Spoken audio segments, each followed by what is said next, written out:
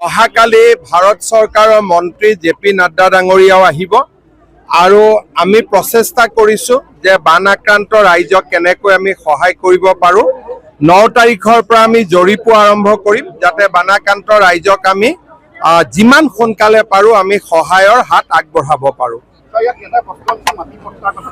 এইটো বানৰ লগত সম্পৰ্ক নাই। পলখনি গাঁও আছে, এখন VGR হয়, গতিকে এটা প্ৰচেছৰ মাজেৰে আমি কৰিব লাগিব। বসুন্ধৰা 4ত তাৰ ব্যৱস্থা ৰখা হৈছে।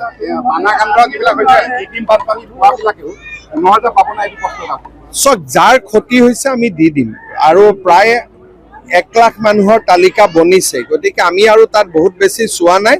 জিলা আয়ুক্তই যাৰ নাম দিছে তাকে আমি দিছো। একদম পাবা।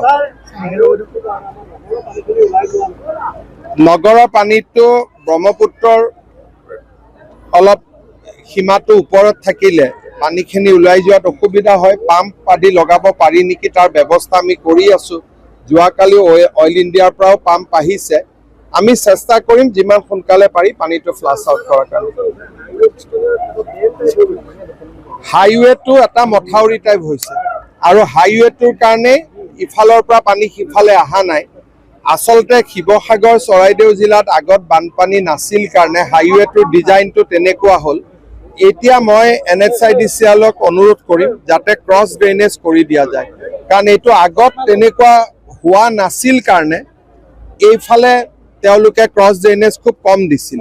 মই এটাই কথা কৈছোঁ, তাতে যিমানখিনি ৰাইজ আছে সকলো ৰাইজেতো তাতে মাইনিঙৰ ওপৰতে নিৰ্ভৰশীল হৈ চলি আছে, যাতে যিখিনি ৰাইজ।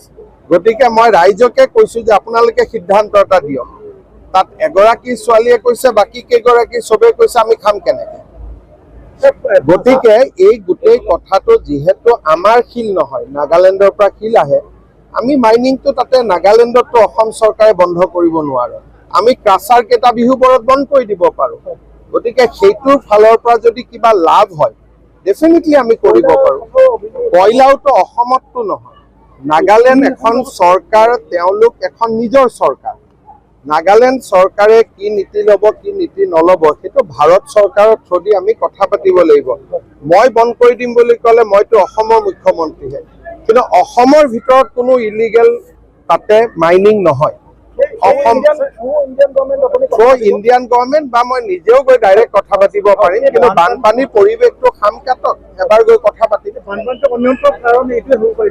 এইটোৰ ওপৰততো ডাঙৰ বিজ্ঞানী লাগিব, কাৰণ প্ৰত্যেক বছৰে বৰষুণ হয়, আগত হোৱা নাই, এইবাৰ কিয় হ'ল তাৰ বিষয়ে ছেটেলাইট ডেটা আদি লৈ গোটেইখিনি এইটো এটা ভাল কৰি IIT গুৱাহাটী বা ৰুৰকিয়ে চাই পেলাই ক'ব লাগিব।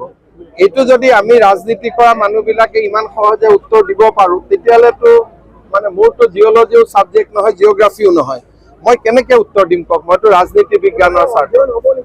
ডেফিনেটলি অধ্যয়ন কৰাটোতো মেইন কাম, কিন্তু অধ্যয়নৰ ৰিজাল্ট কি ওলাব সেইটোতো আমাৰ আৰু আপোনাৰ মতে নোলাবও পাৰে।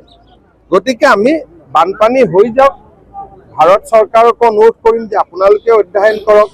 নাগালেণ্ডতো বানপানী হৈছে, তেওঁলোকে অধ্যয়ন কৰিব লাগিব, তেওঁলোকৰোতো অৱস্থা বেয়া হৈ আছে।